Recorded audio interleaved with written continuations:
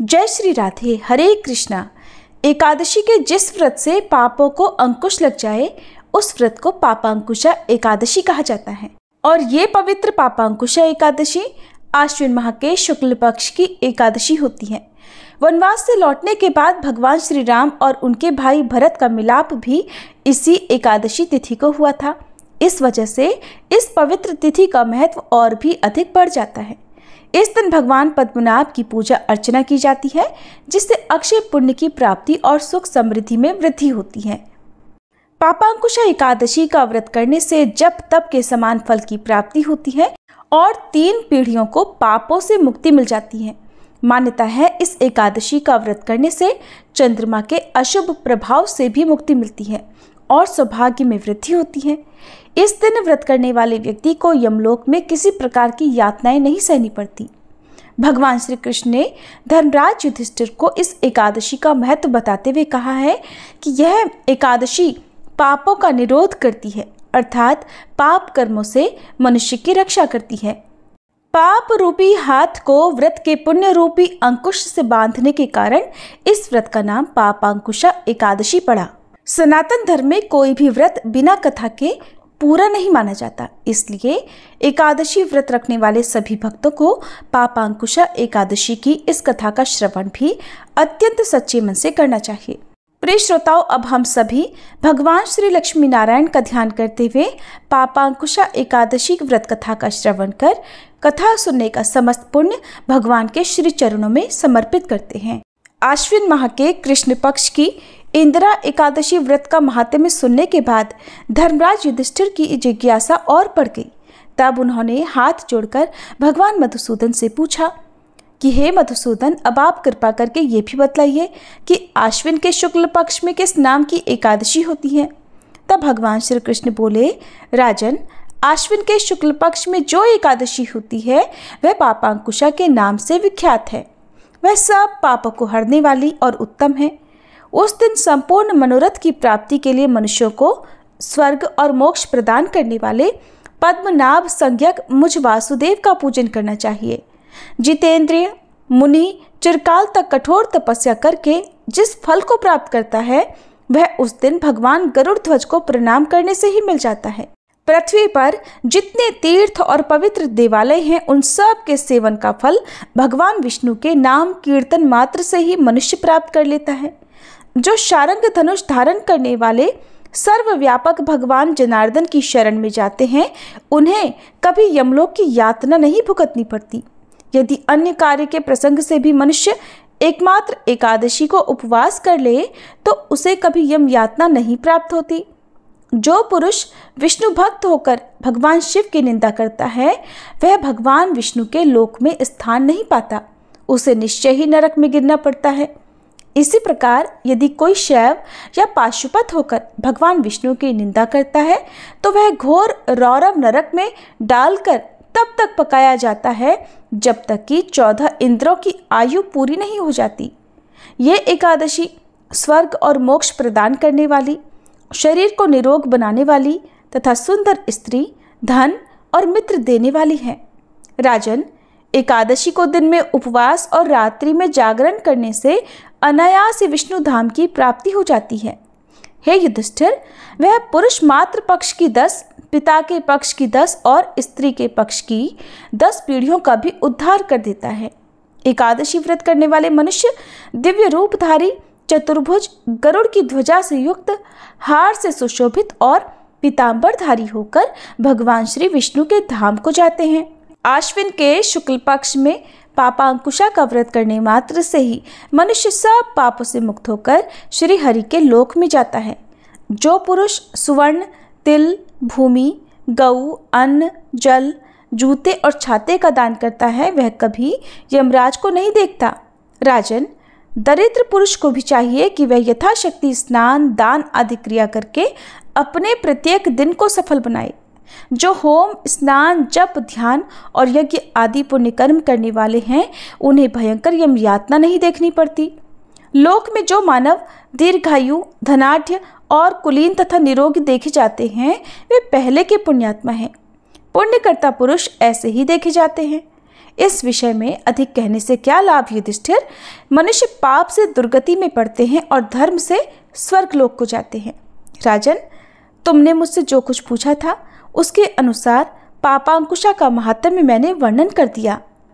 भगवान श्री कृष्ण के श्रीमुख से पापांकुशा का महात्म्य सुनकर तब श्रद्धापूर्वक धर्मराज ने भी इस व्रत का विधिपूर्वक पालन किया, जिसके पुण्य प्रताप से उनके जन्म जन्मांतर के पापों का नाश हुआ और अंत में वे भगवान श्री विष्णु के वैकुंठ लोक को गए। ये पवित्र पापांकुशा एकादशी व्रत का पुण्य प्रताप ही था कि एक बहेलिया जिसने अपने पूरे जीवन में केवल हिंसा की थी, जो बहुत क्रूर और हिंसक था, उसका सारा जीवन एकमात्र पापांकुशा एकादशी के व्रत से बदल गया और उसे जन्म जन्मांतरों के पाप से मुक्ति मिल गई। अब इस कथा को भी विस्तार पूर्वक सुनिए। विंध्याचल पर्वत पर क्रोधन नामक एक बहेलिया रहा करता था। वह बहुत क्रूर और हिंसक था।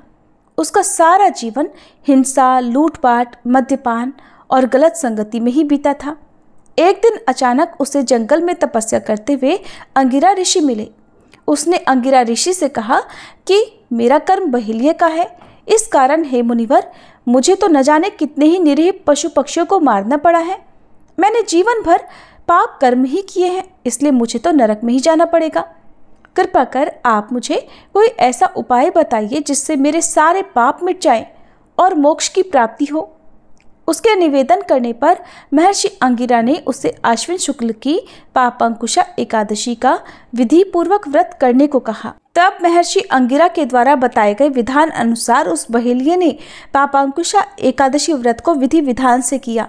इस व्रत के पुण्य प्रताप से उसके जीवन भर के सभी पाप नष्ट हो गए और जीवन के अंतिम क्षणों में उसे श्री हरि की कृपा से मोक्ष की प्राप्ति भी हो गई।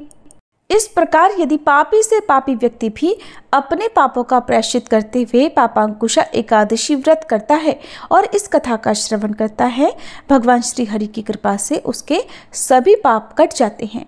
जिस प्रकार से बहेलिये को उसके सभी पापों से मुक्ति मिली, इसी प्रकार हे श्री हरि सभी को उनके पापों से मुक्ति दिलाकर अपने वैकुंठ लोक में वास देना। प्रेम से बोलिए श्री लक्ष्मी नारायण भगवान की जय, श्री कृष्ण भगवान की जय। ये थी पापांकुशा एकादशी की कथा। अब सुनिए एकादशी माता की कथा और आरती। एक बार देवर्षि नारद जी वैकुंठ लोक गए। वहां उन्होंने भगवान श्री नारायण जी को प्रणाम किया। फिर नारद जी ने श्री नारायण जी से कहा, प्रभु, पृथ्वी पर अब आपका प्रभाव कम हो रहा है। धर्म पर चलने वालों को कोई शुभ फल प्राप्त ही नहीं हो रहा। जो पाप कर रहे हैं उनका तो भला हो रहा है। तब श्री नारायण भगवान कहने लगे, देवर्षि, ऐसा नहीं है। जो भी हो रहा है सब नियति के कारण हो रहा है। देवर्षि नारद जी बोले, प्रभु, मैं तो देख कर आ रहा हूं कि पापियों को तो अच्छा फल मिल रहा है और भला करने वाले, धर्म के रास्ते पर चलने वाले लोगों को बहुत बुरा फल मिल रहा है। वे महान दुख भोग रहे हैं। तब भगवान कहने लगे, अच्छा देवर्षि, कोई ऐसी घटना बताओ जिससे तुम्हें ऐसा अनुभव हुआ हो। नारद जी कहने लगे, प्रभु, मैं अभी अभी एक जंगल से आ रहा हूं। वहां एक गाय दलदल में फंसी हुई थी। उसे कोई बचाने वाला नहीं था। तभी थोड़ी ही देर में एक चोर उधर से गुजरा। उसने गाय को दलदल में फंसा हुआ देखा, लेकिन वह रुका नहीं, बल्कि उस पर पैर रखकर वह दलदल लांघकर आगे निकल गया। फिर आगे जाकर उसी चोर को सोने की मोहरों से भरी हुई एक थैली मिली। थोड़ी देर के बाद वहां से एक वृद्ध साधु महाराज गुजरे। उन्होंने उस गाय को दलदल से निकालने की पूरी कोशिश की और पूरी ताकत लगाकर आखिरकार उस गाय को निकाल लिया। लेकिन प्रभु, मैंने देखा कि गाय को दलदल से निकालने के बाद भी जब वह साधु महाराज आगे गए तो खुद एक गड्ढे में गिर गए और उन्हें चोट भी लग गई। बताइए प्रभु, ये कौन सा न्याय है कि जिसने गाय की मदद की उसे दुख मिला, बल्कि जो गाय के ऊपर पैर रखकर आगे बढ़ गया उसे सोने की मोहरों भरी थैली मिल गई। नारद जी की बात सुनने के बाद नारायण भगवान बोले, देवर्षि, ये सही ही हुआ है। जो चोर गाय पर पैर रखकर भाग रहा था उसकी किस्मत में तो एक खजाना था, लेकिन उसके इस पाप के कारण उसे केवल कुछ ही मोहरें मिली। वहीं इन साधु महाराज को गड्ढे में इसलिए गिरना पड़ा क्योंकि उनके भाग्य में मृत्यु लिखी हुई थी। लेकिन गाय को बचाने के कारण उनके पुण्य बढ़ गए और उनकी मृत्यु एक छोटी सी चोट में बदल गई। देवर्षि, इंसान के कर्म से ही उसका भाग तय होता है, इसलिए अच्छे कर्म करना कभी भी किसी भी परिस्थिति में छोड़ना नहीं चाहिए। ये सुनकर नारद जी बहुत प्रसन्न हुए और लक्ष्मी नारायण भगवान की जय जयकार करते हुए बैकुंठ लोक से चल दिए। प्रेम से बोलिए श्री लक्ष्मी नारायण भगवान की जय, देवर्षि महाराज की जय। अब आप सभी बहुत ही प्रेम से एकादशी माता की कथा भी सुनिए। एक बार एक बूढ़ी माँ ने वृद्धावस्था में एकादशी का व्रत रखा। वैसे तो वह अपने पूरे जीवन काल में एकादशी का व्रत रखती आ रही थी, लेकिन वृद्धावस्था होने के बाद भी वह इस व्रत को उतनी ही निष्ठा और उतने ही नियम के साथ रख रही थी। वृद्धावस्था में तो वैसे भी बहुत सारी बाधाएं होती हैं। वैसे तो बूढ़ी माँ को भगवान की कृपा से सारी सुख सुविधाएं प्राप्त थीं, लेकिन फिर भी वह अपने परिवार की सुख समृद्धि की कामना से इस कठिन व्रत को रखने लगी। वे अधिकतर एकादशी का व्रत निर्जल ही रखती थीं। एकादशी का दिन आने पर उन्होंने इस बार भी निर्जल व्रत रखा। दिन भर उन्हें प्यास लगी रही, लेकिन किसी तरह उन्होंने अपने मन को संयम में रखकर पूजा पाठ किया और कथा सुनी। पंडित जी को मिट्टी के पात्र में भरकर पानी और ऋतुफल दान में दिए। दोना भरकर शक्कर भी बांटी। उन्हें गर्मी के कारण बहुत बेचैनी हो रही थी। इस कारण से वह बड़ी देर तक पानी में हाथ पैर डालकर बैठी रही, पानी से बार बार कुल्ला करती रही। तब कहीं जाकर उन्हें थोड़ी देर के लिए आराम मिला, चैन पड़ा, लेकिन थोड़ी देर के बाद उनका फिर मुंह सूखने लगा। एक तो धूप बहुत तेज पड़ रही थी, इस कारण बूढ़ी माँ बहुत ही बेचैन हो रही थी। एक तो बुढ़ापा, ऊपर से भयंकर गर्मी। वृद्धावस्था की स्थिति तो इसी प्रकार की होती है। फिर जैसे तैसे रो धोकर किसी प्रकार दिन कट पाया। अब पहाड़ सी रात उनके सामने थी, जिसका कटना बड़ा ही मुश्किल दिखाई दे रहा था।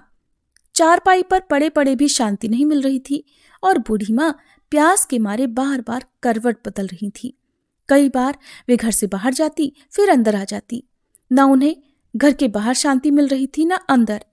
वे चारपाई पर पड़ी पड़ी बार बार एकादशी माता का ध्यान करती रहीं और कहती रहीं, हे माता, आप मेरी लाज रखिएगा, आप मुझे शक्ति दीजिएगा, जिससे मैं भली भांति आपका ये व्रत कर सकूं और ये पहाड़ सी रात शांति के साथ बीत सके।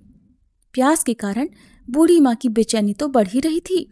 उन्होंने धैर्य रखने का बहुत प्रयास किया, किंतु सहनशीलता की सीमा टूट गई और वे घबराकर प्यास के मारे एकदम चिल्ला पड़ी। चिल्लाने लगी कि बचाओ बचाओ, मेरे प्राण निकल रहे हैं। तब उनका चीखना चिल्लाना सुनकर परिवार भर के सभी लोग उनके आसपास इकट्ठा हो गए और पूछने लगे, अम्मा जी, क्या हुआ आपको? क्यों चिल्ला रही है? आप इस बुढ़ापे में इतने कठिन व्रत को क्यों कर रही हैं? अम्मा जी, शक्ति हो तभी भक्ति होती है। जब आपकी सामर्थ्य निर्जल व्रत करने की नहीं है तो आप क्यों जल का त्याग कर रही हैं? आप पानी पी लीजिए। तब वे बूढ़ी माँ अपने परिवारजनों से कहने लगी, अरे मेरे तो प्राण ही निकले जा रहे हैं, जरा कोई मेरी छाती पर ठंडे पानी का घड़ा तो रख दो। तब नातियों ने दादी की छाती पर ठंडे पानी का घड़ा रख दिया। तब कहीं उन्हें थोड़ा आराम मिला।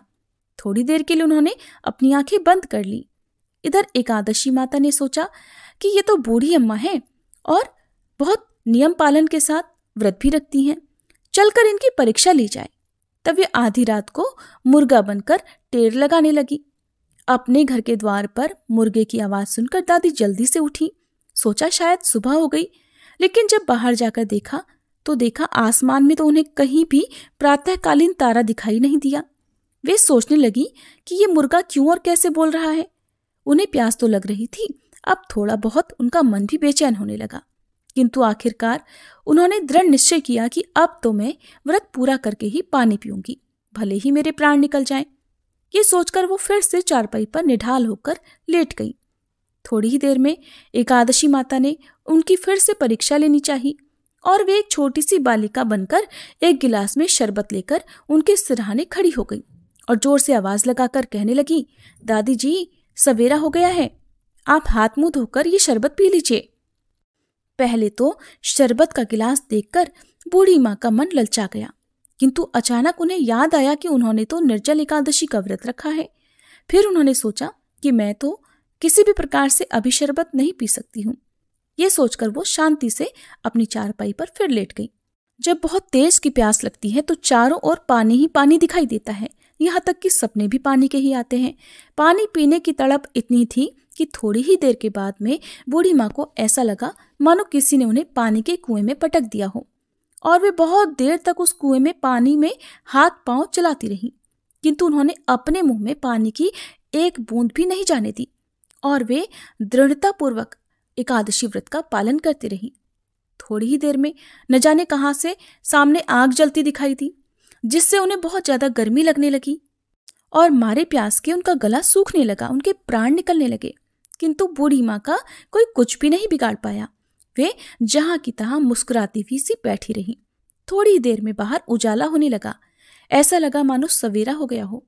बूढ़ी माँ ने जब बाहर निकलकर देखा तो समझ गई कि अब सवेरा होने में बस कुछ ही देर बाकी है। ये जानकर वे बड़ी शांति से इधर उधर घूमने लगी। एकादशी माता ये बात अच्छी तरह से समझ गई कि ये बूढ़ी माँ किसी भी तरह अपने व्रत से नहीं टल सकती, अपना व्रत बीच में नहीं तोड़ सकती। वह उनके सत्य व्रत को बहुत अच्छी तरह से समझ गई। सवेरा होते ही बूढ़ी माता ने स्नान किया, भगवान की पूजा पाठ की, एकादशी माता की कथा सुनी, फिर ब्राह्मणों को दक्षिणा देकर भोजन कराया, तब कहीं उन्होंने जल ग्रहण किया। कन्याओं को भोजन कराने के बाद फिर माता ने खुद भोजन किया। उस श्रेष्ठ व्रत के प्रताप से बूढ़ी अम्मा की आयु बढ़ गई। उनका घर परिवार हरा भरा हो गया। घर में अब किसी प्रकार का कोई अभाव नहीं रहा और वे हर तरह के सुख साधनों से संपन्न हो गई। नाती नातिन से उनका घर भर गया और वे उसी दिन से 12 महीने की एकादशी का व्रत उसी प्रकार निर्जल रखने लगी। और फिर एकादशी व्रत के पुण्य प्रताप से वह अपने जीवन में हर प्रकार के सुख भोग कर अंत में बैकुंठ धाम को चली गई। हे एकादशी माता, जैसे आपने उन बूढ़ी माँ और उनके परिवारजनों को सुख समृद्धि प्रदान की, जैसे आपने बूढ़ी माँ को अंत में मोक्ष प्रदान किया, वैसे ही इस कथा को सुनने वाले सभी भक्तों को सुख सुविधाएं प्रदान कर उनकी मनोकामनाएं पूर्ण करना और मोक्ष प्राप्ति की इच्छा रखने वाले भक्तों को मोक्ष प्रदान करना। प्रेम से बोलिए एकादशी माता की जय। ओम जय एकादशी माता, मैया जय एकादशी माता। विष्णु पूजा व्रत को धारण कर शक्ति मुक्ति पाता। ओम जय एकादशी माता। तेरे नाम गिनाऊं देवी, भक्ति प्रदान करनी, गण गौरव की देनी, माता शास्त्रों में वरनी। ओम जय एकादशी माता। मार्गशीर्ष के कृष्ण पक्ष की उत्पन्ना विश्वतारिणी जनमी, शुक्ल पक्ष में हुई मोक्षदा मुक्तिदाता बन आई। जय एकादशी माता। पौष के कृष्ण पक्ष की सफला नामक है, शुक्ल पक्ष में होए पुत्रदा आनंद अधिक रहे। ओम जय एकादशी माता। नाम षट तिला माघ मास में कृष्ण पक्ष आवे, शुक्ल पक्ष में जया कहावे, विजय सदा पावे। जय एकादशी माता। विजया फागुन कृष्ण पक्ष में शुक्ला आमल की, पाप मोचनी कृष्ण पक्ष में चैत्र महाबली की। ओम जय एकादशी माता। चैत्र शुक्ल में नाम कामदा धन देने वाली, नाम बरूथनी कृष्ण पक्ष में वैशाख महावाली। ओम जय एकादशी माता।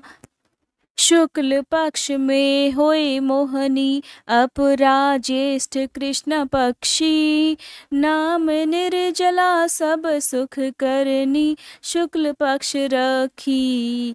जय एकादशी माता। योगिनी नाम आषाढ़ में जानो, कृष्ण पक्ष करनी। देव शयनी नाम कहायो, शुक्ल पक्ष धरनी।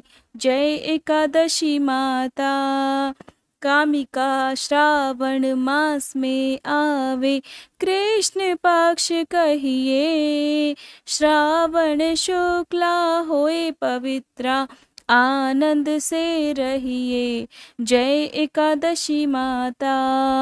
अजा भाद्रपद कृष्ण पक्ष की परिवर्तनी शुक्ला, इंद्रा आश्विन कृष्ण पक्ष में वृत से भव सागर निकला।